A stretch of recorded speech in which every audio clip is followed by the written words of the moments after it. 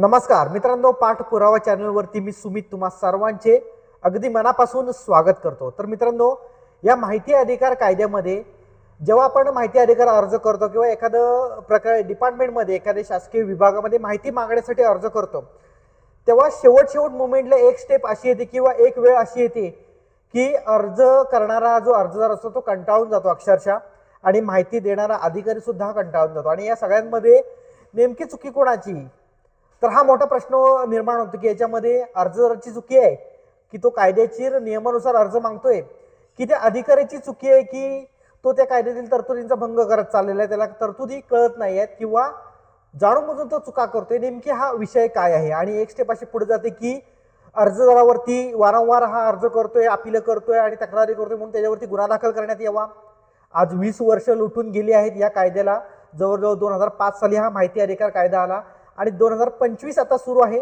20 वर्ष लुटून गेल्याच्या नंतरही शासकीय कार्यालयामध्ये शून्य अंमलबजावणी या कायद्याची बघायला मिळते। तर याच्यामध्ये नेमकी चुकी कोणाची? ही अर्जदाराची चुकी आहे की जो माहिती मागतोय, का त्या शासकीय अधिकाऱ्यांची चुकी आहे की 20 वर्षानंतर सुद्धा या कायद्याची प्रभावी अंमलबजावणी त्या कार्यालयामध्ये होत नाहीये? तर मित्रांनो, त्याच्यानंतर असे बरेचशा गोष्टी आहेत त्याच्यामध्ये की माहिती अर्ज दाखल केला म्हणजेच शासकीय कार्यालयामध्ये हा अर्जदार हा नागरिक त्रास देतोय, हा अधिकाऱ्यांना त्रास देण्याचा प्रयत्न करतोय, शासकीय कामांमध्ये अडथळा निर्माण करतोय माहिती अधिकार अर्ज केला म्हणून। तर मित्रांनो, असा सवाल हा मॅक्झिमम मध्ये शासकीय कार्यालयामध्ये उद्भवायला सुरुवात होतो की हा अर्जदार त्रास देण्यासाठीच हे काम करतोय। तर खरंच तसं आहे का? तर मित्रांनो, हा माहिती अधिकार अर्ज हा त्रास देण्यासाठीच असतो का नसतो याच्याविषयी एक सेपरेट व्हिडिओ मी बनवलेली आहे, ती डिस्क्रिप्शन बॉक्समध्ये त्या व्हिडिओची मी लिंक तुम्हाला देऊन टाकेन। निश्चितच ती माझी चांगली व्हिडिओ आहे, ती तुम्ही बघू शकता। तर मित्रांनो, कायदा स्वातंत्र्याचा आणि अभिव्यक्तीचा म्हणजेच काय, आपल्या संविधानामध्ये right to speech, right to freedom and speech हे आपले अधिकार आहेत, हे आपली हक्क आहेत, हक्क आणि अधिकार आहेत। त्या अधिकारांच्या नुसार आपण काय करतो, माहिती अधिकार अर्ज दाखल करतो आणि माहिती मागणे हा आपला अधिकार आहे। किंवा एखादी समाजात चुकीची गोष्ट घडत असेल, बेकायदेशीर गोष्ट घडत असेल, तर निश्चितपणे आपली मतं आपण ठामपणे मांडू शकतो। निश्चितच आता ज्या पद्धतीने मी आता आपल्या चॅनल समोर बोलतोय, हा घटनेने मला अधिकार दिलेला आहे आणि म्हणून मी आज बोलतोय, नाहीतर माझी बोलती तिथेच बंद झाली असती। एखादी चुकीची घटना घडत आहे आणि मी जर बोलत नसेल तर या ठिकाणी ते चुकीचं आहे। या ठिकाणी कायदेशीर तरतुदींच्या अधीन राहून राईट टू स्पीच म्हणजे right to speech and freedom, मला अधिकार आहे पूर्ण बोलण्याचा, माझा मत मांडण्याचा अधिकार आहे। संविधानाने मला हा अधिकार दिलेला आहे, त्यानुसार मी आज बोलत आहे।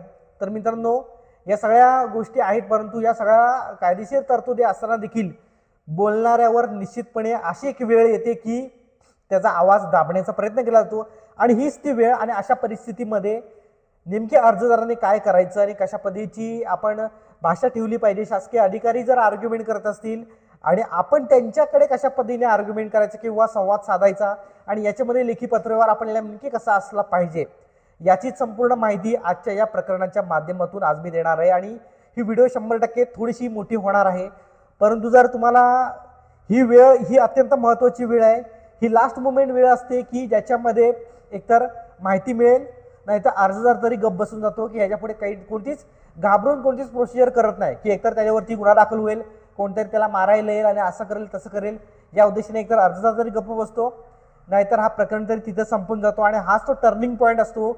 आणि जेव्हा नागरिक मला मेसेज करतात की साहेब काहीच होत नाही, तर मित्रांनो, ह्या पॉईंटला काय करायचं आणि कशा पद्धतीने पत्रव्यवहार आपला झाला पाहिजे, आपली भूमिका नेमकी काय असली पाहिजे, तर याच व्हिडिओच्या माध्यमातून आज आपण समजून घेऊया। तर मित्रांनो, मागे स्क्रीनवरती तुम्हाला एक अर्ज दिसतोय, एक पत्रव्यवहार दिसतोय। या ठिकाणी तो काय पत्रव्यवहार आहे तर बघा, लेटर हेडवरनं मी आपला पत्रव्यवहार दाखल केलेला आहे। या ठिकाणी आपला काही दिवसांपासून काही महिन्यांपासून एक पाठपुरावा चाललेला आहे, तो काय म्हणजेच महिला आर्थिक विकास महामंडळासंदर्भात तिथं आपण माहिती अधिकार अर्ज दाखल केले आहेत। त्या विभागामध्ये माहिती अधिकार कायद्याविषयी जे काही प्रकार चाललेले आहेत त्याच्याविषयी आपण एक व्हिडिओ बनवत आहोत। एक व्हिडिओ बनवणे म्हणजे आपला काही कामधंदा नाही असं समजून अधिकारी भाष्य करतात की तू व्हिडिओ बनवतोयस किंवा तू हे प्रकरण तक्रार अर्ज दाखल करतोयस, याच्यामध्ये तुला कामधंदा नाही आणि आम्हालाच काम आहेत आणि तुला काही कामधंदा नाही, अशा प्रकारची भाषा ही त्यांची असते। तर या ठिकाणी तरतुदी समजून घेणे, कायद्यातील तरतुदींच्या अधीन राहून पत्रव्यवहार करणे यासाठी सुद्धा मोठा अभ्यास लागतो। आणि 100% अशा पद्धतीचं कामकाज तुमची चुकी आम्ही तुमच्या लक्षात आणून देतोय म्हणजे आम्हाला कामधंदा नाही, अशा प्रकारचा समज जर अधिकाऱ्यांचा असेल तर तो समज त्यांनी मनातून काढून टाकावा. निश्चितच या सगळ्या गोष्टींसाठी पत्रव्यवहार करण्यासाठी टाईम जातो आणि टाईम लागतोच. आणि एखादी चुकीची गोष्ट घडत असेल आणि त्या गोष्टीविरुद्ध जर आपण काही आम्ही नागरिक म्हणून काय जर बोलत नसू तर 100% ही नागरिकांची चूक आहे. कारण की चुकीच्या गोष्टींविरुद्ध बोललंच पाहिजे, 100% बोललं पाहिजे. तर याविषयी बघा विषय माहितीचा अधिकार अधिनियम 2005 अंतर्गत तरतुदींचे पालन करून कायदेशीर कारवाई होईल याची दक्षता घेण्याबाबत. तर मित्रांनो या ठिकाणी आपण त्यांना दक्षता घ्यायला सांगतोय. आपण कोणतीही त्याला निलंबित करून टाका, हे चुकीचं आहे, हे असं आहे तसं आहे, आपण कोणती भाषा वापरत नाही याच्यामध्ये. आपली भाषा पत्रव्यवहारची तुम्ही बघू शकता की आपण त्यांना एक सजेशन देतोय, आपण त्यांना एक मार्गदर्शन करतोय की कायद्यातील तरतुदी आहे आणि तुमची चूक ही झालेली आहे. परंतु तरी देखील ते समजून घ्यायला तयार नाहीत, ते अरेगॉन त्यांची भाषाही सोडायला तयार नाहीत. तर म्हणून या ठिकाणी आपण पुढे बघा, आपण दाखल केलेला माहिती अधिकार अर्ज असेल त्याच्यावर त्यांचं आलेले उत्तर असेल हे संदर्भामध्ये आपण जोडलेलं आहे. या ठिकाणी प्रति बघा, मी कुमार सुमित कुळे, मी दिनांक 16/12/2024 रोजी माहिती अधिकार अर्ज दाखल केला होता. माहिती मागणे माझा हक्क आणि अधिकार सुद्धा आहे. तसेच कायद्यातील विहित केलेल्या तरतुदीनुसार मला माहिती उपलब्ध करून देणे हे जनमाहिती अधिकाऱ्याचे कर्तव्य आहे. तरी जनमाहिती अधिकारी म्हणून आपण नागरिक हक्कांचे उल्लंघन केले असून मला अपूर्ण माहिती दिली व कायद्यातील तरतुदींचे उल्लंघन केलेले आहे. तर या पॅराग्राफमध्ये मी कुठं अशी धमकीवाली भाषा वापरले? कायदेशीर तरतुदी मी सांगितलेल्या आहेत. पुढे बघा, माननीय जनमाहिती अधिकारी म्हणून आपण पत्रव्यवहार केलेल्या चुका व विविध कायदेशीर बाबींचे उल्लंघन आपण या ठिकाणी त्यांना सांगितलेले. त्याच्यामध्ये नंबर 1 याच्यामध्ये एकदम स्पष्टपणे मी डिटेल्समध्ये वाचून दाखवत नाही. तर या ठिकाणी तुम्ही बघाल, स्क्रीनशॉट मारून तुम्ही घेऊ शकता हा मी जो काय म्हणतोय ना. तर याच्यामध्ये पहिला आपण काय शासन निर्णयाचा संदर्भ दिलेला आहे. माहिती अधिकार अर्ज दिल्याच्या नंतर पहिल्या 10 दिवसात आन्सर कळवणे बंधनकारक असते. परंतु या ठिकाणी हे 10 दिवस पूर्ण झाल्याच्या नंतर मला संबंधित अधिकाऱ्यांना सुद्धा सांगायचं आहे की 10 दिवस झाले आपण त्यांच्या पाठीवर जाऊन बसलेलं नाही की बघा 10 दिवस झाले तुम्ही उत्तर कळवलं नाही, लगेच तक्रार अर्ज केलेला नाही. आपण त्यांना सांगतोय की तरी देखील मी त्या ठिकाणी होल्ड केलेला आहे, मी कोणत्या पद्धतीची जबरदस्ती केलेली नाही की 10वा दिवस नियमामध्ये असा आहे 10व्या दिवसाच्या आतमध्ये उत्तर कळवायलाच पाहिजे तसा शासन निर्णय आहे. तरी त्या शासन निर्णयाची मी कंपल्शन केलं नाही. आता हा शासन निर्णय कोणी प्रसिद्ध केला आहे? महाराष्ट्र शासनाने केला आहे, सामान्य प्रशासन विभागाने केलेला आहे. हा कोणी मी घरात तयार केलेला नाही. या ठिकाणी शासनच जर म्हणत असेल शासकीय अधिकाऱ्यांना की तुम्ही 10व्या दिवसापर्यंत उत्तर कळवा, तर याची कळवण्याची जबाबदारी कोणाची आहे याचं उत्तर मला अधिकाऱ्यांनी द्यावं. खरं तर उत्तर कळवण्याची जबाबदारी त्यांचीच आहे. तरी ते काय म्हणतात, तुम्ही जोर जबरदस्ती करताय, कशाच्या आधारावर हे बोलतायत हे मला कळत नाही आहे. तर पुढे आपण जाऊया. दुसरा एक त्यांचा मुद्दा जो आहे, या ठिकाणी एक शासन निर्णय सुद्धा आहे, पुन्हा एकदा एक शासन निर्णय आहे. या ठिकाणी तुम्ही बघाल तर हे दिरंगाईचा सगळा विषय आहे आणि तुमच्या कार्यालयामध्ये माहिती अधिकार कायद्याची पायमलनी होते. त्यातील काही गोष्टी मी तुमच्या निदर्शनास आणून देऊ इच्छितो. बघा, 350वा शिबर राज्याभिषेक दिनानिमित्त जो महाराष्ट्र शासनाने लोगो प्रसिद्ध केलेला आहे तो सुद्धा त्या कार्यालयामध्ये लावलेला नाही किंवा ते शासकीय पत्रव्यवहारावर वापरत नाही. तर या ठिकाणी हा लोगो वापरण्यासंदर्भात मी आधी विनंती केली होती, विनंती अर्ज दिला आहे की बाबांनो हा लोगो वापरा. हे आदेश कोणाचे आहेत? महाराष्ट्र शासनाचे आदेश आहेत आणि शासनाचे आदेश तुम्ही पाळा. याच्यामध्ये माझं मी काय मनातून घेऊन आलेलं नाही की कुठून काय घेऊन आलेलं आहे आणि याच्यामध्ये मी त्रास देतोय, ही त्रास देण्याची भूमिका आहे. काय संबंध? छत्रपती शिवाजी महाराजांबद्दल आपल्या सगळ्यांनाच आदर आहे, महाराष्ट्र शासनाला आदर आहे, सगळ्या नागरिकांना आदर आहे आणि छत्रपती शिवाजी महाराजांबद्दलचा आदर या ठिकाणी सगळ्यांना वाटावा अजून म्हणून त्यांनी एक लोगो प्रसिद्ध केलेला आहे. आणि तो लोगो प्रसिद्ध करण्यामध्ये तुम्ही जर टंगळमंगळ करत असाल तर निश्चितच त्याची अंमलबजावणी व्हावी म्हणून एक निवेदन दिलेलं आहे, विनंती केलेली आहे. तो जर तुम्ही पाळत नसाल तर या ठिकाणी चुकी कोणाची आहे? अर्जदाराची चुकी आहे की तुम्हाला तो लेखी सांगतोय का तुमची चुकी आहे? तुम्ही म्हणता आम्हाला त्रास देण्यासाठी हे सगळं केलेलं आहे. तर पुढे तुम्ही बघाल तर या ठिकाणी अजून काही गोष्टी आहेत की बघा, या ठिकाणी माहिती अधिकार उत्तर जेव्हा आपण देतो म्हणजे जनमाहिती अधिकारी उत्तर देतात की काही असेल ते त्यांचं उत्तर देतात, त्याच्यावेळी शेवटला तरी नमूद करायला लागतं की तुम्ही ही माहितीचा अपील तुम्हाला जर मान्य नसेल तर तुम्ही किती दिवसामध्ये कोणाकडे अपील करू शकता. तर या ठिकाणी ते स्पष्ट कोणत्याही प्रकारे नमूद केलेलं नाही आणि ही तरतूद त्यांना माहितीच नाही आहे. या ठिकाणी ही तरतूद माहिती नाही, चुकी कोणाची आहे? ही शासनाची चुकी आहे, तुमच्या विभागाची चुकी आहे, तुम्हाला ट्रेनिंग मिळालं नाही त्यांची चुकी आहे का नागरिकांची चुकी आहे? हे नागरिकांनी सांगायचं आहे. काही नागरिकांची जबाबदारी येते का या ठिकाणी की तुम्हाला सांगावं की तुम्ही असं असं लिहा? तरी देखील या ठिकाणी कायदेशीर तरतुदी पाळाव्यात. त्यांना जर कळत नसतील तर त्यांनी मार्गदर्शन घ्यावं. या ठिकाणी आम्हाला काही गोष्टी, एखादी गोष्ट माहिती नसेल, माझं स्पष्ट मत आहे की एखाद्या गोष्टीचं ट्रेनिंग शासकीय अधिकाऱ्यांना झालेलं नसेल, निश्चितचपणे बऱ्याचशा वेळेला मी जेव्हा माहिती अधिकार अर्ज करतो मला बरेचसे शासकीय अधिकारी म्हणतात की साहेब खरंच यांचं ट्रेनिंग आम्हाला झालेलं नाही आहे. तर अशा वेळेला माझी भूमिका हीच असते की 100% त्यांना त्यांच्या तरतुदी काय आहेत काय समजून सांगणं आणि कशा प्रकारे पत्रव्यवहार आपला करायला पाहिजे हे निश्चितच असं अजूनपर्यंत कधीच झालेलं नाही आहे की मी सांगितलं नाही. पण समोरून तशी त्यांची भूमिका असली पाहिजे की आपण विचारावं अर्जदाराला की नेमकी ही तरतूद कशी आहे ती. तर ही तरतूद ती कशी आहे ते विचारत नाही. त्यांना कमीपणा वाटतो की अरे यार तो अर्जदार आहे आणि आपण अधिकारी स्टेट लेवल किंवा जिल्हा लेवलचे अधिकारी आपण कसं काय विचारायचं त्याला. तर ही जर अशा प्रकारची तुमची प्रवृत्ती किंवा मानसिकता असेल तर 100% निश्चितच तुमच्याकडनं उल्लंघन होणारच, आपोआप होणार उल्लंघन, आणि याला जबाबदार सुद्धा तुम्हीच असाल. याचा दोष तुम्ही नागरिकांवर ठेवत असाल तर अत्यंत चुकीचं आहे. तर त्याच्यानंतर बघा या ठिकाणी माहिती अधिकाराचा काय नंबर दिलेला नाही काय नाही. या ठिकाणी तुम्ही स्क्रीनशॉट मारा की हा शासन निर्णय आहे 3 नंबरचा, मी या ठिकाणी नमूद केलेला आहे. तुम्ही तो ऑनलाईन सुद्धा घेऊ शकता आणि मी बरेचसे व्हिडिओ बनवलेले शासन निर्णयांवरती. हा पुढे बघा माहिती अधिकाराचा लोगो कसा वापरायचा आहे, काय करायचं आहे, हा कसा वापरायचा आहे यासाठी सेंट्रल गव्हर्नमेंटचे गाईडलाईन्स आहेत, त्याच्यानुसारच हा वापरायचा आहे. आणि ह्या गाईडलाईन्स जर तुम्हाला माहिती नसतील किंवा शासकीय अधिकाऱ्यांना माहिती नसतील तर आम्हाला कळवायला पाहिजे की साहेब खरं दादा आम्हाला माहिती नाही आहे ते, तू सांग, मला फोन करून सांग किंवा पत्रव्यवहार करा डायरेक्टली तुम्ही की असं असं आम्हाला ट्रेनिंग झालेलं आहे, आम्हाला माहिती नाही कसं काय वापरायचं आहे ते आम्ही सांगतो. परंतु तुम्ही या ठिकाणी मी सगळं दिलेलं आहे. हा शासन निर्णय दिल्याच्या नंतर त्यांना निश्चितच लगेचच ते काढता येतं की कसं काय आहे काय आहे ते. मी शक्यतो सगळे शासन निर्णय जुळवून देतो. आता त्यांची भूमिका अशी असेल की शासन निर्णय बघायचेच नसतील तर याच्यामध्ये जर तुम्ही अर्जदाराला दोष देत असाल तर ते चुकीचं आहे की अर्जदार त्रास देतोय. अर्जदार तुम्हाला सांगतोय की हा शासन निर्णय आहे तुम्ही बघा, कशा तरतुदीत तुम्ही बघा, आणि तरी देखील तुम्ही ते समजून घ्यायला तयार नाही, तयार होत नसाल समजून घ्यायला त्या, तर याचा दोष अर्जदाराला तुम्ही देऊ नका.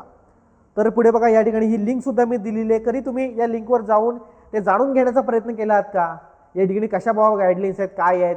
तुम्हाला लिंकमध्ये जाता येत नसेल तर अर्जदाराला सांगा की मला ती लिंक पाठवून द्या, मी जातो तिथं, किंवा ते काहीतरी द्या आम्हाला कसं काय ते.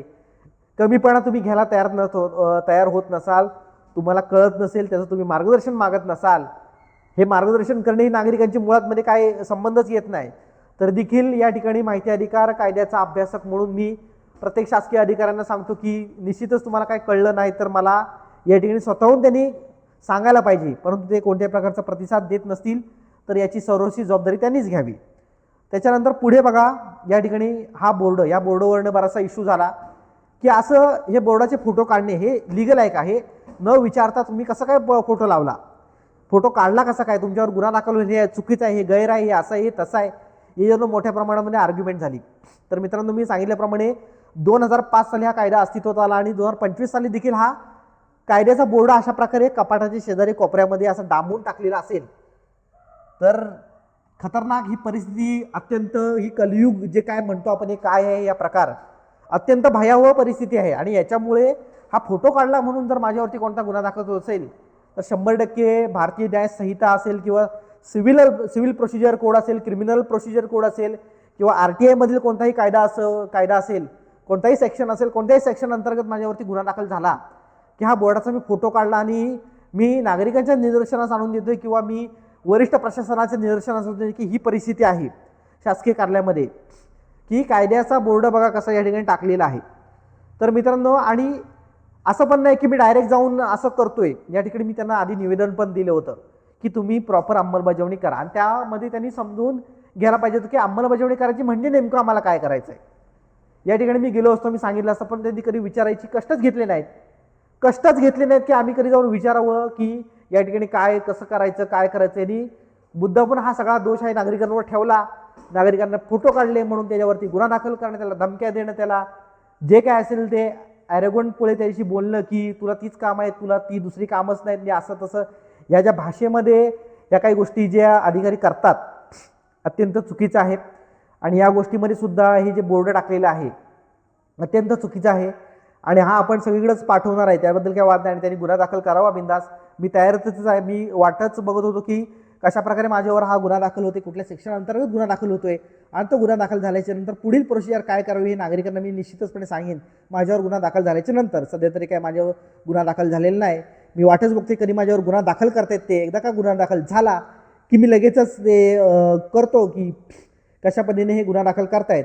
आता यांच्या एवढ्या बेकायदेशीर गोष्टी आहेत की गुन्हा दाखल कसा कुठं काय, मीच यांच्यावर गुन्हा दाखल करण्याच्या तयारीत असताना हे कसं कुठून गुन्हा दाखल माझ्यावर करणार आहेत हे मला अजून तरी काही सुचत नाही. त्यांनी करावा कोणता सेक्शन कोणता कायदा याने वाचला. आता मी सुद्धा एक लास्ट इयर लॉ स्टुडंट आहे. जवळजवळ शेवटचं सेमिस्टर माझं चालू आहे. मी सगळ्या कायदेशीर तरतुदींचा बऱ्यापैकी एक वाचन केलेलं आहे. मला पण अजून काय कळलं नाही की कुठल्या सेक्शन अंतर्गत हा गुन्हा दाखल होऊ शकतो. कारण की गुन्हेगारीची एक चांगली व्याख्या आहे की गुन्हा करत असताना किंवा गुन्हा घडत असताना हेतू सगळ्यात महत्त्वाचा बघितला की त्याचा हेतू काय आहे. हा फोटो काढण्यामध्ये माझा हेतू काय, गुन्हेगारी हेतू काय आहे, हा फोटो काढल्याच्या नंतर असं काय होणार आहे, समाजामध्ये असं कोणतं मोठं नुकसान होणार आहे, हा समाजाच्या विरुद्ध मोठा कोणता क्राईम होणार आहे, असा हा कोणता मोठा गोपनीय डॉक्युमेंट आहे की ज्याच्यामुळं अशी मोठी कुठली अनहोनी घडणार आहे. तर मला अजून पण माहिती नाही की हा हेतू काय आहे. गुन्हा घडत असताना हेतू सगळ्यात महत्त्वाचा आहे, तो बघितला जातो आणि त्याच्यानंतरच पोलीस स्टेशनमध्ये गुन्हे दाखल होतात. आणि कुठलाही आता हे काय गुन्हा दाखल करणार ते त्यांना माहिती आहे, तर करू देतो. गुन्हा दाखल झाल्याच्या नंतर निश्चितच आपल्या सगळ्या सबस्क्रायबर लोकांना मी सांगून टाकेल की कशा पद्धतीने गुन्हा दाखल होत होतो. या ठिकाणी तुम्ही बघाल तर मी म्हणलेलं आहे की वरीलप्रमाणे सगळ्या गोष्टी कायदेशीर तरतुदी संविधानाचा अपमान तुम्ही केलेला आहे आणि या सगळ्या गोष्टी मी त्यांना सांगितलेल्या आहेत.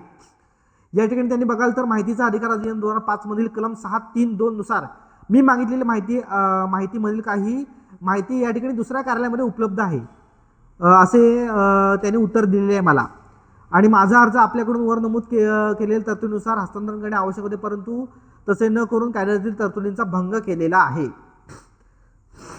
या ठिकाणी मित्रांनो, एखादा माहिती अधिकार अर्ज एखाद्या दुसऱ्या शासकीय कार्यालयाशी किंवा दुसऱ्या निमशासकीय कार्यालयाशी संबंधित असेल तर त्यांनी तो तिकडं या सेक्शननुसार म्हणजे कलम 632 नुसार RTA मधील कलम 632 नुसार हस्तांतरण करायचं आहे. त्याने हस्तांतरण केला नाही आणि म्हणतात अरे बापरे, हे आधी सांगायला पाहिजे होतं. आता ही सांगण्याची जबाबदारी कोणाची आहे. या ठिकाणी माहिती अधिकार कायद्यामध्ये जर तरतुदी तुम्ही बघितल्यात तर एखादा अर्जदार अशिक्षित आहे, त्याला काही कळतच नाही, तर त्याला ट्रेनिंग देण्याचं काम किंवा त्याला माहिती अधिकार अर्ज कसा भरायचा याची ट्रेनिंग देण्याचं काम जनमाहिती अधिकाऱ्याचं आहे. आणि अर्जदार जर जनमाहिती अधिकाऱ्याला ट्रेनिंग द्यायला लागला तर कल्याण झालं, कल्याणच झालं ते सगळं. म्हणजे हे पूर्णपणे कायद्याचे विसंगत आहे. या ठिकाणी असं विचित्र काम सगळं आहे. मी या ठिकाणी सांगितलं की माहिती अधिकार कायद्यातील सेक्शन 4 पण अंमलबजावणी या कार्यालयामध्ये होत नाही आहे असं सुद्धा मी निवेदन त्यांना दिलेलं आहे. त्याच्यानंतर पुढे आपण बघाल तर अन्य सार्वजनिक प्राधिकरणाकडे कशा प्रकारे अर्ज हस्तांतरण करायचे याची सुद्धा माहिती मी त्यांना दिली. या ठिकाणी ते म्हणतात कसं काय करायचं हस्तांतरण मला माहिती नाही. या ठिकाणी बघा हा सगळा फॉर्मॅट मी दिला आहे. या ठिकाणी तुम्ही बघाल तर सगळं मी त्यांना सांगितलं की तुम्ही कशा प्रकारे हा अर्ज हस्तांतरण करू शकता. आता याच्या पलीकडे अजून काय मदत करायला हवी. मला जर त्रासच द्यायचा असला तर हा मी दिलाच नसता. माझा काही संबंध नाही हा फॉर्मॅट देण्याचा. लक्षात घ्या, एखाद्या ठिकाणी माझा काहीच संबंध नाही की त्याला मी फॉर्मॅट देणं अधिकाऱ्याला आहे का. ते अधिकाऱ्याचा तो शिकलेला अधिकारी, तो शासनाचा पगार घेतोय आणि सगळं मला काही कोण पगार देत नाही या गोष्टी करण्याचा. परंतु या ठिकाणी मी स्वतःहून सांगतोय की कशा प्रकारे तुम्ही पत्रव्यवहार करायचा आहे. तरी देखील जर माझ्यावर कोणताही दोष ठेवण्यात येत असेल किंवा अर्जदारावर दोष ठेवण्यात येत असेल तर ही प्रवृत्ती चुकीची आहे. त्याच्यानंतर बघा या ठिकाणी मी त्यांना थोडंसं लेक्चर या ठिकाणी दिलेलं आहे. पुढे तुम्ही जाल तर हा अर्ज मी अजून एक त्यांना सांगितलं आहे की पुढे बघा माहिती पुरवताना हा अर्ज पत्रव्यवहार करायचा आहे. तो तुम्ही सुद्धा स्क्रीनशॉट करून ठेवू शकता. तर या ठिकाणी शेवटला मला म्हणायचं आहे आपण वरील माहिती मान्य नसल्याचे पत्र मिळाल्यापासून 30 दिवसाच्या प्रथम अपील अधिकाऱ्याकडे अपील दाखल करू शकता. तर याच्यामध्ये या विभागाने काय केलेलं आहे तर जनमाहिती अधिकारी म्हणजेच कोण आहे तर जिल्हा समन्वय अधिकारी हे जनमाहिती अधिकारी आहेत. आणि प्रथम अपील अधिकारी कोण आहेत तर तेच एकच व्यक्ती जिल्हा समन्वय अधिकारी म्हणून प्रथम अपील अधिकारी तेच आहेत. तर मी तेच सांगण्याचा प्रयत्न या ठिकाणी केला की आता जनमाहिती अधिकारी पण तुम्हीच आहेत, प्रथम अपील अधिकारी पण तुम्हीच आहेत. आता ज्या वेळेला मी अपिलामध्ये जाईन मला माहिती पटली नाही किंवा ते असमाधानी झालं त्या माहितीपासून तर मी समजा त्या जनमाहिती अधिकाऱ्याच्या विरुद्ध अपील दाखल केले तर प्रथम अपील अधिकारी म्हणून तो अपील तुमच्याकडेच येईल आणि तुम्हालाच तुमच्या विरुद्ध नोटीस काढायला लागेल की जनमाहिती अधिकारी असं तुम्ही हजर व्हा या सुनावणीच्या दरम्यान. म्हणजे जनमाहिती अधिकारी पण तेच आणि प्रथम अपील अधिकारी पण तेच. आता ह्याच्यामध्ये हा मोठा सगळा घोळ आहे काय त्याला सगळं निवेदनामध्ये मी दिलेलं आहे. परंतु अशी सगळी ही किचकट सगळा विषय आहे आणि समजून सांगायचं कोणी ह्या अर्जदारांनी सांगायचं समजून की आता हे अर्ज तुम्ही सांगायला पाहिजे होतं अशी अधिकाऱ्यांची भूमिका होती या प्रकरणामध्ये. कसं काय समजून सांगणार, काय संबंध. या ठिकाणी पुढे आपण जाऊया तर बघा या ठिकाणी एक ऑनलाईन मी सगळं काढलं होतं त्यांचं जी महिला आर्थिक विकास महामंडळाची साईट आहे या ठिकाणी रत्नागिरी जिल्हा बघा अमरीश मेस्त्री या ठिकाणी बघा ADCO हे कोण आहेत इन्फॉर्मेशन ऑफिसर म्हणजे जनमाहिती अधिकारी आणि अपिलेट अधिकारी म्हणजे कोण आहेत प्रथम अपिलेट अधिकारी DCO तेच आहे सेमच म्हणजे जनमाहिती अधिकारी पण तेच आणि अपिलीय माहिती अधिकारी पण तेच आहे करायचं काय याचं आता कोण कसं आता मी तिथं अपील दाखल केलेलं आहे आता ते नोटीस कुणाला काढतायत ते स्वतःलाच कशी काय नोटीस काढतायत हे आता बघण्याची गोष्ट असेल हे सगळं मी क्लॉज तसा लिहिलेला आहे याच्यामध्ये तुम्ही तो स्क्रीनशॉट काढून तुम्ही घेऊ शकता असं काही तुमच्यासोबत प्रकार घडत असेल तर आणि अर्जदार म्हणून माझी विनंतीसुद्धा मी या ठिकाणी केलेली आहे की या ठिकाणी कायदेशीर बाबींचं उल्लंघन आपल्याकडून होऊ नये असं होऊ नये तसं होऊ नये बरंच काय काय गोष्टी लिहिलेलं आहे आणि ही आपली वागणूक आपल्याविरुद्ध घडत असलेल्या घटना याचा ठोस पुरावा देखील माझ्याकडे आहेत असं तसं मी त्यांना सांगितलं आहे या ठिकाणी मी त्यांना सांगितलं आहे की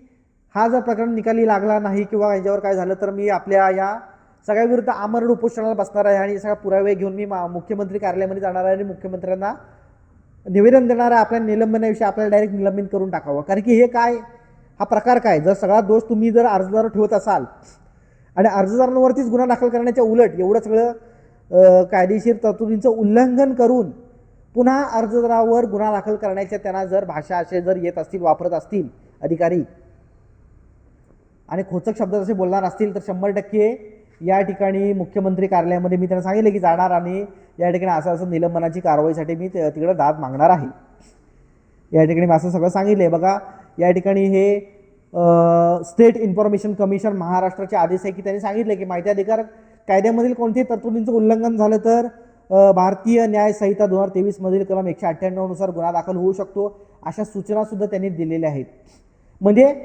पब्लिक इन्फॉर्मेशन ऑफिसर जनमाहिती अधिकाऱ्यावर गुन्हा दाखल करण्याच्या तरतुदी आहेत पण अर्जदारावर कशा प्रकारे गुन्हा दाखल करतात याच्या तरतुदी अजूनपर्यंत मी कुठे वाचण्यात आलेल्या नाही तर म्हणूनच मी अधिकाऱ्यांना सांगतोय की करा गुन्हा दाखल माझ्यावरती होऊ दे एकदाचा काय तो गुन्हा दाखल त्याच्यानंतर आपण जे काय असेल ते पाठपुरावा करूया 100% आणि या ठिकाणी माझी बाजू मीच मांडणार आहे जरी कोर्टात कुठेही उभे केलं कुठल्या पण पोलीस स्टेशनमध्ये उभे केलं तरी शेवटी 100% माझी बाजू मीच मांडणार आहे मी शेवटी लॉ स्टुडंट आहे कायदा कुठला वाचायचा आहे कसा वाचायचा आहे ते माझ्यावर डिपेंड आहे 100% मी माझी बाजू 100% मांडणार आहे या ठिकाणी तुम्ही बघाल तर ही सगळी प्रत कारवाईसाठी त्यांच्या वरिष्ठांना मी पाठवून दिलेली आहे या ठिकाणी तुम्ही बघाल तर सगळं जे कोकणाचे महाराष्ट्राचे माहिती आयुक्त आहेत त्यांना देखील ही माहितीसाठी मी प्रत दाखल केलेली आहे अशा बऱ्याचशा गोष्टी आहेत या ठिकाणी मी सगळं पाठवलेलं आहे या ठिकाणी हा माहिती अधिकार अर्ज त्यांना मी सोबत जोडलेला आहे त्याच्यानंतर या ठिकाणी त्यांनी जो उत्तर दिलेलं आहे हा बघा हा त्यांचं उत्तर आहे या ठिकाणी कुठं छत्रपती शिवाजी महाराजांच्या राज्याभिषेक दिनानिमित्तचा लोगो प्रसिद्ध केलेला नाही आहे या ठिकाणी किती दिवसामध्ये कुठं तुम्ही अपील करू शकता याचा काही संबंध नाही आहे जनमाहिती अधिकारी म्हणून त्याचा नामनिर्देशित या ठिकाणी केलेला नाही आहे या ठिकाणी काहीच नाही केलेलं आहे या ठिकाणी त्यांचा फॉर्म बघा ही सदर माहिती या कार्यालयामध्ये उपलब्ध आहे असं म्हणलेलं आहे या ठिकाणी हस्तांतरण करायचं कोणी ते देखील काही केलेलं नाही आहे या ठिकाणी तुम्हाला जर काहीच करायचं नव्हतं तर काहीच करू नका तुम्ही 20 वर्ष झालेली आहेत असं पण तुम्ही काय केलेलं नाही ना याच्यापुढे पण काय करू नका तर त्याच्यानंतर पुढचा जो विषय आहे बघा या ठिकाणी नियमावली मी या ठिकाणी सोबत जोडून दिलेले आहेत अशातला भाग नाही की माझ्या मनाचं काहीतरी ते येऊन बडबड करतोय या ठिकाणी हा सगळा 14 पानांचा मग नियमावली मी या ठिकाणी दिलेले आहेत त्यांना या ठिकाणी बघाल तर तुम्ही संशयाचं सचोटी असलेल्या अधिकाऱ्यांची यादी बनवण्याबाबत या ठिकाणी त्यांचं नाव सुद्धा या यादीमध्ये घ्यावं लागणार आहे त्यांच्या सर्व्हिस बुकमध्ये तशी नोंद सुद्धा करावी लागणार आहे अशा प्रकारचं प्लॅनिंग हे भविष्यात माझं असणार आहे आणि निश्चितच अशा अधिकाऱ्यांच्या अशा भूमिका असतात तर मित्रांनो या ठिकाणी मला एवढंच सांगायचं आहे की निश्चितच हे जे काही प्रकार असे घडतायत आहेत या ठिकाणी ही अधिकाऱ्यांची भूमिका असते की कुठेतरी गुन्हा दाखल करू कुठेतरी काय करू या असं करू ते तसं करू परंतु तुम्ही काय करायचं या कायदेशीर तरतुदी तुम्ही लक्षात घ्यायच्या आहेत आणि त्याच्यानंतर जे काय असेल ती कार्यवाही करायची आहे तर मित्रांनो या ठिकाणी तुम्ही हे बघाल तर ही जी PDF मी तुम्हाला आता दाखवली या ठिकाणी थोडं पॉज घेऊन मी पद्धतशीर तुम्हाला मी सगळं सांगितलेलं आहे तुम्ही काय करायचं तर तुम्ही याचा स्क्रीनशॉट काढायचा आणि अर्जामध्ये व्यवस्थित तुमच्या नमूद करायचे यातील काही मुद्दे तुम्ही घेऊ शकता ड्राफ्टिंगसाठी तर मित्रांनो म्हणून या माहितीसाठी तुम्हाला ही व्हिडिओ मी दाखवलेली आहे निश्चितच ही व्हिडिओ थोडीशी मोठी झालेली आहे परंतु या ठिकाणी समजून घ्या की नेमके प्रकार काय आहे उगाच विनाकारण कुठेतरी अर्जावर बोंबलत बसू नका आणि त्या बोंबलून सुद्धा काय त्याचा फायदा होणार नाही आहे निश्चितच या ठिकाणी पाठपुरावा कोणत्या प्रकारे थांबणार नाही आहे या ठिकाणी विषय जो होणार आहे तो जबरदस्त होणार आहे या ठिकाणी तुम्ही जर कोणत्याही गोष्टींची कल्पना नसताना काही जर वक्तव्य जर कराल 100% तुम्ही लक्षात ठेवाव्या त्या गोष्टी की विषय होणार आणि विषय जोरदार होणार. विषय दोघा तिघांमध्ये होणार नाही, विषय लाखांमध्ये होणार, 5-50 हजारांमध्ये होणार. 100% आपले 30-40 हजार सबस्क्रायबर आपल्या चॅनलवरती आहेत. हे काय करायचं कसं करायचं याचं नियोजन 100% आपण लावणार आणि कोणत्याही पद्धतीने जोपर्यंत याची प्रॉपर अंमलबजावणी होत नाही अजिबात सोडायचं नाही, पाठी हटायचं नाही, लढत राहायचं. छत्रपती शिवाजी महाराजांच्या मावळ्यांप्रमाणे लढत राहायचं. आपण कोणत्याही प्रकारे चुकीची गोष्ट करत नाही आहे. तरतुदी बी मांडलेली आहेत. याचा मनस्ताप जर होत असेल अधिकाऱ्यांना त्यांनी इतिहास आठवावा, सगळा इतिहास त्यांनी आठवावा की 20 वर्ष आम्ही काय करत होतो एवढंच. हा एकदम लोड येतोय. आता हे सगळं अंमलबजावणी करायला मी एकदा सांगितल्यामुळे एकदम लोड येतोय. 20 वर्ष काय केलात एवढं मला सांगायचं आहे. वरिष्ठ अधिकाऱ्यांनी सूचना दिलेल्या नाहीत याचं उत्तर ते तरी लिहून द्या मला, मी वरिष्ठांना विचारतो. हे हातात हात घालून बसलेले असतात, कोणी कोणाचं नाव घेत नाही. हे सिस्टीम मधली लोक आहेत. या ठिकाणी जर कुठल्या अधिकाऱ्याकडे मी एखादा पत्रव्यवहार जास्त प्रमाणात करत आहे तर त्या अधिकाऱ्याने सरळ सांगावं की वरिष्ठांकडून मला कोणत्याही प्रकारचे निर्देश नव्हते त्यामुळे मी काम केलेलं नाही. एवढी सांगायची तुमची हिंमत असेल तर मी वरिष्ठ कार्यालयामध्ये जातो आणि तिथं काय तर धिंगाणा करतो, तिथं काय असेल ते कायदेशीर मी माझी मतं मांडतो. तसं पण करत नाही. हे एकाला एक गुंतलेले असतात आणि म्हणूनच काय करतात की यांच्यावर काय होत नाही. आपण काय म्हणतो की साहेब मला सोडा, माझी काही चुकी नाही, ते वरतून आलेच नाही, हे नाही ते नाही, तुम्ही तुमचं काम प्रॉपर करा, तुम्ही मला काहीतरी लेखी स्टेटमेंट द्या. मी कुठं जायचं, मी दिल्लीमध्ये जाईन, मी दिल्ली हलवून टाकल, मी महाराष्ट्र गव्हर्नमेंट हलवून टाकल, मी तुफान करून टाकल. काय करायचं तो अर्जदार किंवा सर्वसामान्य व्यक्तीला हलक्यात घ्यायचंच नाही. या ठिकाणी माझे ड्राफ्टिंगच असे आता खडखड करत पूर्ण महाराष्ट्रभर मी जे वाटणार आहे, जसं जसं पत्रिका वाटतात तसे माझे ड्राफ्टिंग वाटणार आहे. आणि माझे शब्द म्हणजे तलवारीच्या धारेप्रमाणे माझे शब्द आहेत आणि अत्यंत कायदेशीर आणि प्रखर माझे शब्द असतात. 100% ते लागणार आहे. या सिस्टीमला सरळ केल्याशिवाय आपण पण शांत बसणार नाही. त्यामुळे लक्षात ठेवावं काय करायचं आणि कसं वागावं याच्या पुढे. तर निश्चितच ही व्हिडिओ तुम्हाला कशी वाटली आम्हाला कमेंटच्या माध्यमातून नक्की सांगा. पाठपुरावा चॅनल जोरदार चालेल. तुम्ही फक्त आपल्या चॅनलला सबस्क्राईब करून ठेवा. पुन्हा भेटूया मित्रांनो. जय हिंद, जय महाराष्ट्र.